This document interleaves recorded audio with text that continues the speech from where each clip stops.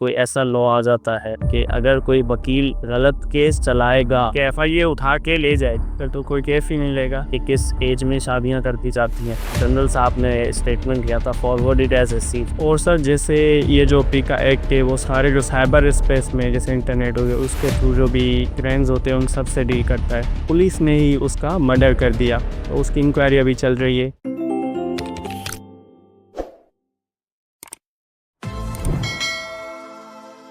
Hello, अस्सलाम वालेकुम, welcome back to another podcast of TLJ. आज हमारे जो गेस्ट हैं वो एक्स जज रह चुके हैं, एक्स पेजरार ऑफ कराची बार एसोसिएशन रह चुके हैं और वो अभी प्रैक्टिस कर रहे हैं लॉ कराची। सर रिसेंटली जो आपने देखा होगा, जो हमारे सहाफ़ी हजरात थे वो प्रोटेस्ट कर रहे थे कि पीका अमेंडमेंट्स के तहत ना फ्रीडम ऑफ स्पीच को कर्व कर लिया गया है, तो उस पर आप क्या कहेंगे? आप दैट इज डिबेटेबल बिकॉज जो 26A आया है पीका का, वो ये कहता है कि anyone knowingly that information is false और उसके बाद उसको and believes to be false, उसके बाद उसको डिसेमिनेट करता है। डिसेमिनेट मीन्स उसको फैलाता है, और ये जानते हुए भी कि वो खबर झूठी है या झूठी हो सकती है, तो उसको फिर एक ऑफेंस कहा गया है, जिसको कॉग्निजेबल भी कहा गया है कि मीन्स देयर बाय मजिस्ट्रेट से परमिशन की ज़रूरत नहीं है, डायरेक्ट उसमें एफआईआर कर सकती है। अब उसके पीछे जो ऑब्जेक्ट हर लॉ को बनाने की एक ऑब्जेक्टिव देती है पार्लियामेंट, जो डिबेट होती है, तो उसमें वो कहा गया कि बहुत सी सोशल मीडिया प्लेटफॉर्म्स को as per the government misuse किया गया है, not only against the government agencies but even also against the individuals. तो उसको कर्व करने के लिए ये दौर लाया गया है। कुछ सहाफ़ी हजरात और सहाफ़ी तंजीमों की तरफ से इस पे बड़ा एक बैकलैश आया है कि क्या वो क्राइटेरिया होगा कि गोइंग टू बी फॉल्स वाला सिनेरियो का, और कितना उसको राइट दे देना एफआईए की एजेंसी को कि वो डायरेक्ट एफआईआर करके किसी को उठा ले। लेटर ऑन ऑब्वियसली लोग एक्विट भी हो जाते हैं, बट वो जो एक शख्स की लिबर्टी का मसला होगा, जैसे आप ये समझ लें फॉर एग्जांपल अगर कोई ऐसा लॉ आ जाता है कि अगर कोई वकील गलत केस चलाएगा या नेग्लिजेंस शो करेगा तो 3 साल सज़ा होगी। अब वो गलत केस चलाएगा या नहीं चलाएगा, नेग्लिजेंस शो करेगा नहीं करेगा, तो वो एक आपकी बात है, और उसको एक कॉग्निजेबल ऑफेंस बना दिया जाए कि एफआईए उठा के ले जाए, फिर तो कोई केस ही नहीं लेगा, कोई केस ही नहीं लेगा। और इस तरीके का ओवर अप्रीहेंशन ये है कि इसमें कोई ए प्री चेक होना चाहिए था गिवन टू द एजेंसी, या फिर इसको नॉन बॉब बना के पहले इसमें इंक्वायरी हो, फिर कहीं वो जाए और फिर वो अगर प्रूव हो जाए कि भाई फॉल्स इन्फॉर्मेशन को आगे डिसेमिनेट किया गया। और वैसे ऐसे मामलात में, जैसे डॉक्टर्स के नेग्लिजेंस के मामलात में, प्रोफेशनल नेग्लिजेंस के मामलात में, ये प्रेफर किया जाता है कि उनकी अथॉरिटीज़ को पावर दी जाए कि वो उनके लाइसेंसेस को सस्पेंड करें, वो फाइन्स लगाए जाएं। इस तरीके से भी कर्व किया जाता है, रादर देन डायरेक्टली एक कोई ऐसा लॉ ले आया जाए जिसमें जो एग्जिस्टिंग गवर्नमेंट हो वो अपने हिसाब से फिर रिवेंजफुल कार्रवाइयाँ कर सके उन तबकात के खिलाफ जो कि चेक एंड बैलेंस रखता है अब गवर्नमेंट की परफॉर्मेंसेस को। और सर जैसे आपने कहा कि किसी को पता हो और दे बिलीव के ये फाल्स इंफॉर्मेशन है, हमारे यहाँ अक्सर क्या होता है, जैसे आजकल स्मार्टफोन बहुत ज़्यादा हो गए हैं, जो जिनको पढ़ना लिखना नहीं आता, अगर वो किसी चीज़ को ऐसी को शेयर कर देते हैं वहाँ पे, और वो तो स्प्रेड तो कर रहे हैं इन टर्म्स ऑफ लॉ, लेकिन वो शेयर कर देते हैं, फिर इस पे ना गवर्नमेंट का और इस लॉ के मुतालिक स्टांस उनका क्या होगा, और वो उनको कैसे डिटरमिन करेंगे कि इसको बिलीव नहीं था कि ये फाल्स इन्फॉर्मेशन है या इसको था। इस पे आप थोड़ी सी रोशनी। अच्छा देखिए, अब इसमें यही एक इशू बैकलैश यही आ रहा था कि उसमें लॉ स्टार्ट हो रहा है वो जो है हुएवर, तो कोई डिस्टिंग्विश नहीं कर, हुएवर की ऑब्वियसली इंटरप्रिटेशन यही की जाए, चाहे वो कोई भी शख्स हो, male female, educated uneducated, whoever में तो इवन अगर लॉ अगर हम उसको इंटरप्रिटेशन करें तो does not even include the citizen of पाक। अगर कोई शख्स इस टेरिटरी के अंदर बैठा हुआ है तो then he comes under the definition of whoever, और वो इस टेरिटरी के अंदर ऑफेंस करता है। इवन पीका तो ये भी डील करता है कि इवन आप सिटीजन नहीं भी हो और आप आउटसाइड द पाकिस्तान, बट आपके किसी एक्ट की वजह से पाकिस्तान को या पाकिस्तान के सिटीजन को नुकसान पहुंचाए, तब भी आप पीका के जुमरे में आ जाते हैं। सो ये बात बिल्कुल है। बहुत से, मेरा कहना ये है कि बहुत सारे हमारे loss is not compatible with the demography, literacy rate, sexual जो हमारा बैलेंस है सेक्सुअल डेमोग्राफी के हवाले से कंपैटिबल नहीं है। आप जैसे कि आप चाइल्ड मैरिज रिस्ट्रेंट एक्ट देखिए, हमारा माशरा क्या हो रहा कर रहा है, या सोसाइटल वैल्यूज़ क्या हैं हमारी देहात में कि किस एज में शादियां कर दी जाती हैं, और हमारा चाइल्ड मैरिज रिस्ट्रेंट एक्ट क्या कह रहा है। तो क्या सही है क्या गलत है, ये अलग डिबेट। मैं फ़िलहाल ये कह रहा हूँ कि जो सोर्सेज ऑफ लॉज थे हमारे, जो हमने पढ़े हैं as a law student, international convention के थ्रू लॉ बनता है, लोकल कस्टम्स के थ्रू लॉ बनता है, इन्हीं चीज़ों से लॉ बनता है। बिल्कुल बिल्कुल। तो अगर इन्हीं चीज़ों से लॉ बनता है तो आपकी डेमोग्राफी क्या कह रही है, जैसा कि आपने बताया कि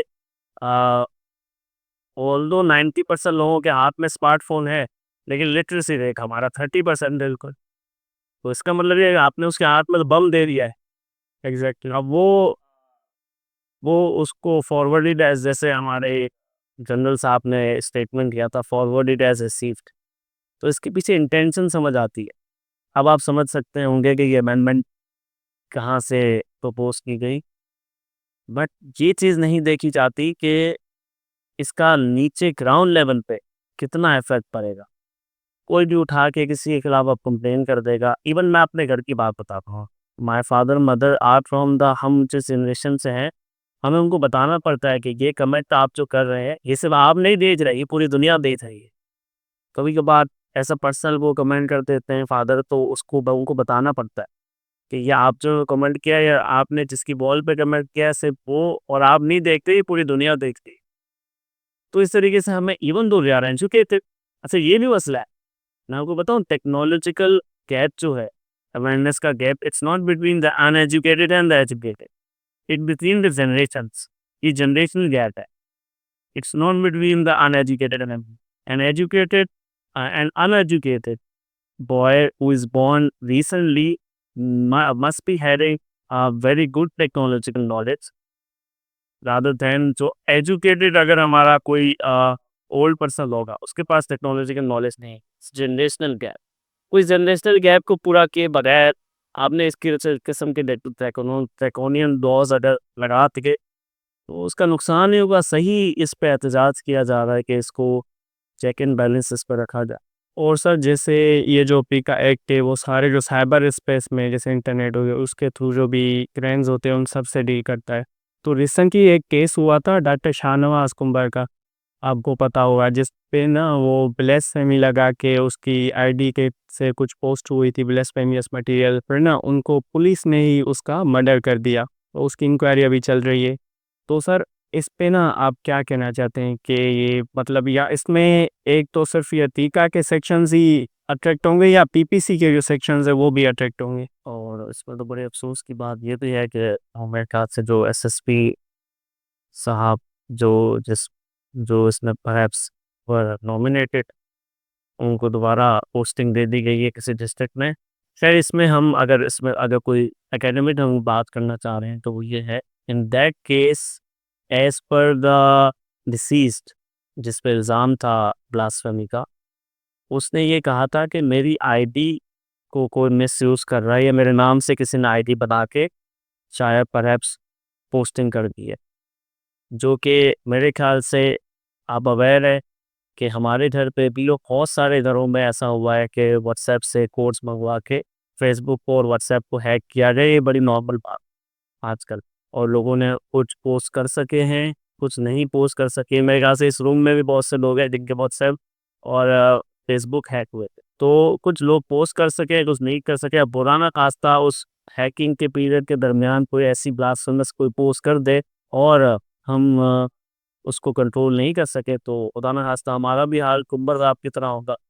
अब I don't know the merits of the investigation के वेदर ही पोस्टेड इट और नॉट, लेकिन जो एज पर जो आ रहा था प्राइमा फेसाई, तो यही लग रहा है कि हिज आईडी वाज हैक्ड। एक बात, अच्छा, ये एक अलग डिबेट है कि उन्होंने पोस्ट किया कि नहीं किया, और ये एक अलग डिबेट है कि whether he should have been murdered express judicially और नॉट। ठीक है, even though he posted it, let's assume के a person posted against Prophet Muhammad Sallallahu Alaihi Wasallam in a Facebook or any social media profile. So he should be dealt in accordance with the PPC 295C वगैरह section and in addition to आपके सवाल का जवाब, ये red with जो पीका के sections हैं वो उसमें लगेंगे थ्रू इंफॉर्मेशन सिस्टम अगर आप कोई रेफरेंस करते हैं, और वो दोनों उन पे चार्ज, दोनों सेक्शन पे वो चार्ज होंगे।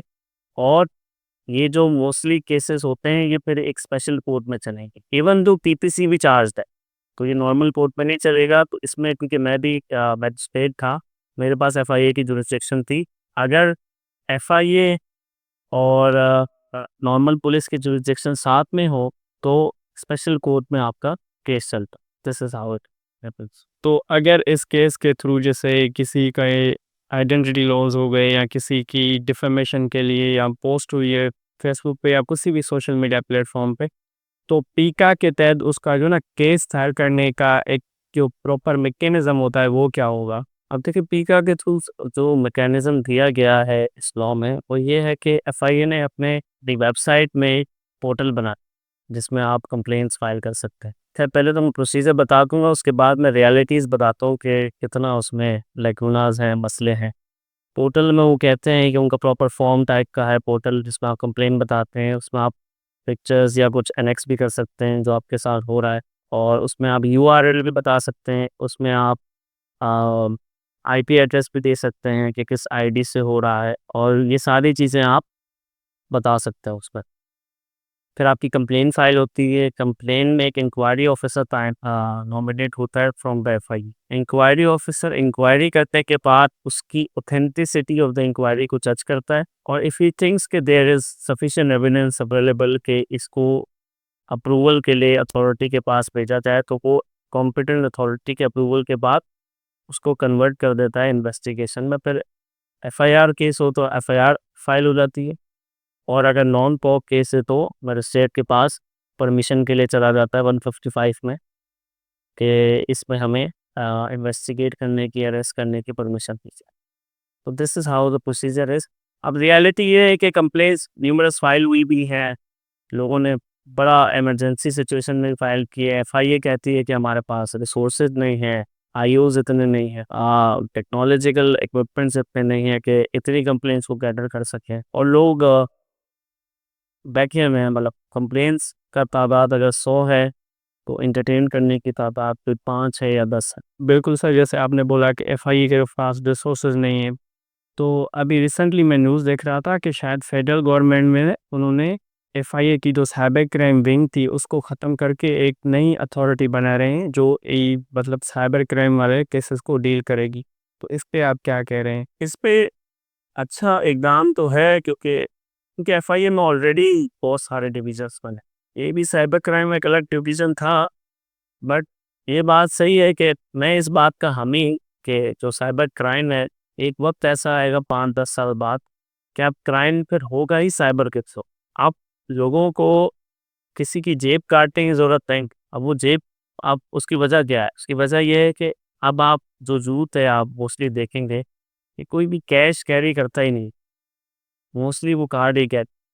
अब कार्ड को चोरी होने से रहा हो भी गया तो ब्लॉक हो जाए, तो अब चोरी ऐसे फिजिकली नहीं हो, अब होगी ही थ्रू इधर साइबर एक्ट। आपको कोई कॉल आ जाए, कोई स्पैम लिंक आ जाए, कोई आपकी, या तो वो एटीएम के थ्रू आपका कार्ड कॉपी हो जाए। मेरे ख्याल से चोरी से लेकर सारी चीज़ें, इवन मैं आपको बताऊं वो ह्यूमन बॉडी वाले जो ऑफेंसेस हैं वो भी शायद साइबर की तरफ निकल जाएं। आपके मोबाइल को ऐसे हैक कर दिया जाएगा शायद आगे जाके कि वो फट जाए या कुछ हो जाए। मेरे ख्याल से हर ऑफेंसेस अब साइबर की तरफ जाते जा रहे हैं, मीडियम साइबर हो जाएगा, ऑफेंसेस के नेचर वही रहे। तो मेरे ख्याल से अलग डिवीज़न बनना चाहिए था, होना अगर हो रहा है तो अच्छी बात है, उसको प्रॉपरली सफिशिएंटली फंड किया जाए, उनकी ट्रेनिंग की जाए इंटरनेशनल लेवल पे, और ना सिर्फ एफआईए की ट्रेनिंग की जाए। फिर फॉर एग्जांपल अगर एक एफआईए का आईओ बहुत अच्छी इन्वेस्टिगेशन करके कोर्ट में अपना चालान जमा करता है, तो उस प्रोसिक्यूटर की भी उतनी ही नॉलेज हो कि उस चालान को वेट कर सके। उसके बाद फिर जब चालान जाता है कोर्ट में तो उस जज की भी उतनी ट्रेनिंग। बहुत से जजेस मैं आपको बताऊं, they don't know the IP addresses, they don't know the meaning of बहुत सारी चीज़ों के उनको मतलब नहीं पता, डिसएमिनेशंस का, फेसबुक आईडी कैसे क्रैक होती है, किस राउटर्स में जाके क्या मामलात हैं, तो उनकी टेक्निकल नॉलेज भी तो एफआईए का जज है उसके पास होनी चाहिए। फिर वो वरना इंसाफ नहीं कर सकती। फिर वो उसी तरीके से केसेस को चलाएगा, एफआईए के केसेस को भी जिस तरीके से नॉर्मल केसेस चलते हैं। तो उसमें खतरा है कि वो रॉन्ग जजमेंट ना कर दे कोई, या रॉन्ग कंक्लूजन ना हो। और जैसे आपने बोला कि आगे जो क्राइम्स होंगे आफ्टर 5 ईयर्स या 10 ईयर, वो सारे जो है ना साइबर स्पेस के थ्रू ही होंगे। तो सर, इस चीज़ को मद्देनज़र रखते हुए क्या आप ये देखते हैं कि ये जो अभी तक हमारे लॉज हैं, इलेक्ट्रॉनिक प्रिवेंशन एक्ट ये हो गया क्राइम वाला, तो क्या ये काफ़ी हैं या आगे जाके या उनको लेजिस्लेशन को और लॉज बनाने पड़ेंगे, या वो पहले ही बना लें अभी? तो मेरा ये मानना है, इस हवाले से मेरा मानना है कि एफआईए के जो लॉस, हमारा मसला ये है कि जितने मॉडर्न लॉस लाए जा रहे हैं वो बाहर से कॉपी किए जा, हमारी लेजिस्लेशन वीक है बड़ी। उसकी जो सोर्स है, वो जो ओरिजिनल सोर्सेज ऑफ लॉज होते हैं, जो ग्राउंड रियलिटी से रिसर्च बेस होते हैं कि मसले क्या चल रहे हैं, सोसाइटी में इश्यूज क्या है। फॉर एग्जांपल प्री वेडिंग मसले क्या चल, लोगों के अगर व्हाट्सएप हैक हो रहे हैं तो कैसे हो, इस बेसिस पे कोई रिसर्च नहीं। लॉज बनाए जा रहे हैं जो हमारे से एडवांस कंट्रीज में मसले हो चुके हैं किसी दौर में, 10 साल पहले, 20 साल पहले, उन्होंने जो अपने मसलों को लर्न करते हुए जो लॉज बनाए हैं, वो लॉज तो हमने कॉपी पेस्ट कर दिया यहाँ पे, और साथ में लगा दिया है कि भाई पाकिस्तान का ये प्रिवेंशन ऑफ इलेक्ट्रॉनिक है। हाँ, इंसानी एक्सपीरियंसेस का ताल्लुक सेम लेवल के मसले मसाइल से होता है, इसलिए शायद वो यहाँ के लिए रेलेवेंट है भी। लेकिन मेरा मानना ये है कि हमारे इतने डाइवर्सिफाइड और वो सोसाइटी है, डाइवर्स सोसाइटी है, रिलीजियस, जबान वाइज, कल्चरल वाइज, और डिफरेंस ऑफ इनकम इतनी है। मेरे ख्याल से प्रॉपरली रिसर्च की जाए हमारी सोसाइटी लेवल पे, ग्राउंड लेवल पे, और उस हिसाब से लॉज बनाए। प्रॉपर रिसर्च की जाए कि मसले मसाइल क्या है, उनको कैसे टैकल किया जाए, फिर इनका हल इस लॉज के थ्रू, किस जुर्म में, किस एक्ट से इंसान को सबसे ज़्यादा इफेक्ट पड़ता है, उस पे ज़्यादा से ज़्यादा कड़ी सज़ा रखी जाए। और किसने इतना इफेक्ट नहीं है, लेकिन क्या पता वेस्ट में उस पर ज़्यादा इफेक्ट हो, यहाँ और उनकी पनिशमेंट ज़्यादा हो। हमारी ग्राउंड लेवल पे चेक एंड बैलेंस और रिसर्च, अच्छा रिसर्च बेस्ड काम हो, जिसके थ्रू फिर वो पार्लियामेंट में वो चीज़ प्रेजेंट हो कि इस लेवल के मसले चल रहे हैं साइबर में, और फिर वो उस किस्म का लॉ बनाए। लॉ बनाना मुश्किल नहीं है, लॉज के सोर्सेस का ऑथेंटिक होना और रिसर्च बेस होना और ग्राउंड रियलिटी से कंपैटिबल होना ज़रूरी, वो मुश्किल। बिल्कुल सर, क्योंकि इसके लिए आपकी बात में थोड़ा सा एडिशन करना चाहूँगा कि इसके लिए ना हमारे जो लेजिस्लेचर्स हैं, जो पार्लियामेंट में बैठे हुए हैं, उनकी भी ना वो तालीम का, एजुकेशन का क्राइटेरिया रखना वो ज़रूरी है। तो सर, मेरा आपसे लास्ट क्वेश्चन ये होगा कि ये पी का एक्ट की जो कम्प्लेक्सिटीज़ है, वो तो हम जो लॉयर्स हो गए या जो एजुकेटेड पर्सन है वो तो समझ सकते हैं कि वो क्या है, लेकिन इस चीज़ को मद्देनज़र रखते हुए आप किसी लेमैन को सजेस्ट करें कि केयरफुली कैसे अपना स्मार्टफ़ोन यूज़ करें, या जो इंटरनेट प्लेटफ़ॉर्म्स हैं उनको कैसे वो यूज़ करें? इसमें जनरल अवेयरनेस वीडियोज़ तो आजकल काफ़ी एनजीओज़ भी इसमें काम कर रहे हैं, काफ़ी इसमें लॉ एनफोर्समेंट एजेंसीज़ ने भी वीडियोज़ निकाली हैं। मेरा ये मानना है कि सबसे पहले तो फीमेल्स के लिए मैं कहूँगा कि कोई भी ऐसी पिक्चर्स या कोई ऐसी वीडियोज़ अपने फ़ोन में भी ना रखें, क्योंकि आप समझती हैं कि वो आप पब्लिकली पोस्ट नहीं कर सकती। पहली बात तो ये अपने फ़ोन में भी ना रखें, क्योंकि anything can be compromise. Data breach का जैसे यूएस सेनेट में लॉस चल रहा है, आपको पता ही है कि हर चीज़ देखी जा रही है, हर चीज़ सुनी जा रही है। वो आप देख सकते हैं कि फेसबुक में अगर आपने कोई किसी बैग के हवाले से भी कोई आपने बैग बैग ज़्यादा बोल दिया, उसके बाद फेसबुक खोल दिया तो आपके पास बैग्स के ऐड आना शुरू है। बिच लिसन, हर चीज़ कॉम्प्रोमाइज़ है, तो कोई ऐसी चीज़ नहीं रखी जाए अपने अपने सेल फ़ोन में, किसी भी तरीके से आप हाइड कर दें कॉम्प्रोमाइज़। दूसरी ये चीज़, किसी को ट्रस्ट की रिलेशनशिप में आप किसी को ऐसी चीज़ ना सेंड करें जो कि आप समझते हैं कि अगर वो ट्रस्ट ब्रेक हुआ, वो रिलेशनशिप ब्रेक हुआ, तो उसके बाद ही और शी कैन मिसयूज़। दूसरी बात ये कि आप किसी के साथ कन्वर्सेशन कर रहे हैं, तो वो कन्वर्सेशन को आप किसी और को सेंड नहीं कर सकते, अनलेस जिसके साथ आप कन्वर्सेशन कर रहे हैं उसको ये चीज़ पता हो। तो इसको भी डिसएमिनेशन कहा जाता है और वो भी एक पनिशेबल बाय लॉ है अगर उस शख्स को मसला हो जाए जिसके आपने कन्वर्सेशन आगे बढ़ा दी। तीसरी ये चीज़ कि किसी अनसेफ अननोन डिवाइसेस में लॉगिन्स ना करें अपने सोशल मीडिया अकाउंट्स, क्योंकि उसमें पे खदशा ये होता है कि आप उसको लॉग आउट करना भूल जाते हैं। लॉग आउट कर भी दें तो किसी न किसी तरीके से वो लॉग इन हो जाते हैं। चौथी ये चीज़ कि अपने पासवर्ड शेयरिंग ना करें, पासवर्ड्स हर 6 महीने बाद उसको चेंज करते रहें अपने सोशल मीडिया अकाउंट के पासवर्ड्स को।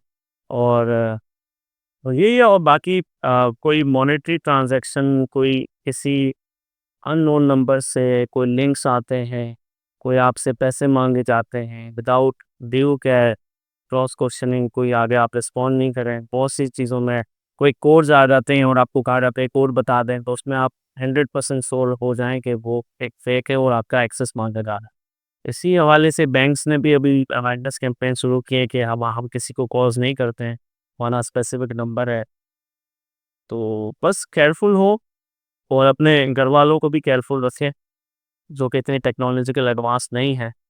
अगर खुदा ना खास्ता आप ऐसी गलती कर चुके हैं, ये बहुत इम्पोर्टेंट, तो अपने किसी करीबी फैमिली मेंबर को कॉन्फिडेंस में लें। आपको डरने की ज़रूरत नहीं, आपको रिस्पेक्ट की खातिर किसी से ब्लैकमेल होने की ज़रूरत नहीं। This is very important.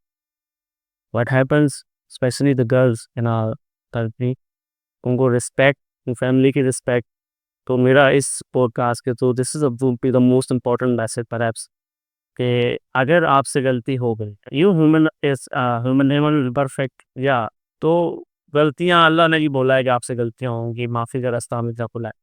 तो अगर आपसे हो चुकी है गलती और आपको कोई ब्लैकमेल करता है, फोर्सफुली किसी रिलेशनशिप में है जस्ट बिकॉज कि आपको पता है कि उसके पास कोई ऐसी चीज़ है सामने वाले शख्स के पास, या इवन मैं लड़कों का क्या कहूँ, क्योंकि मुझे ये इन्फॉर्मेशन है कि लड़के भी ब्लैकमेल हुए हैं, गलती से वो वीडियो कॉल में आ चुके हैं और फिर ऐसी कोई चीज़ आ चुकी है। तो अगर ऐसा है तो अपने करीबी दोस्त, अपने अपने फैमिली मेम्बर को ज़रूर शेयर करें। आपको किसी चीज़ से घबराने की ज़रूरत नहीं है। और even the lawyers community is too, आप अपने किसी फीमेल लॉयर से आप शेयर कर सकती हैं, आप हमसे शेयर कर सकती है थ्रू दिस पॉडकास्ट। अगर हमारा नंबर जा रहा है तो all your communication will be secured. और अगर आप किसी से शेयर नहीं कर सकते तो आप एफआईए से भी शेयर कर सकते हैं। इसमें स्ट्रिक्ट लॉज हैं कि आपकी इंफॉर्मेशन को कॉन्फिडेंशियल रखा जाएगा, उस शख्स को फिल फॉर अरेस्ट किया जाएगा, आपका कंटेंट्स उसके पास से डिलीट किया जाएगा। किसी चीज़ से ब्लैकमेल होने की ज़रूरत, ये चीज़ें हो जाती हैं, सब चीज़ों का हल है। और याद रखिएगा कि आपकी जान से कीमती ज़्यादा कुछ नहीं है। और जब अपनी फैमिली और अपने लव वंस को आप ये चीज़ शेयर करेंगे तो ठीक है, एक अफ़सोस होगा शायद, लेकिन आपसे ज़्यादा करीब शख्स उनके लिए कोई नहीं है। आपकी ज़िंदगी से ज़्यादा कीमती कुछ कोई चीज़ उनके लिए नहीं है। रिस्पेक्ट फिर भी बाद में। तो this is my final message. Thank you sir for having you on board.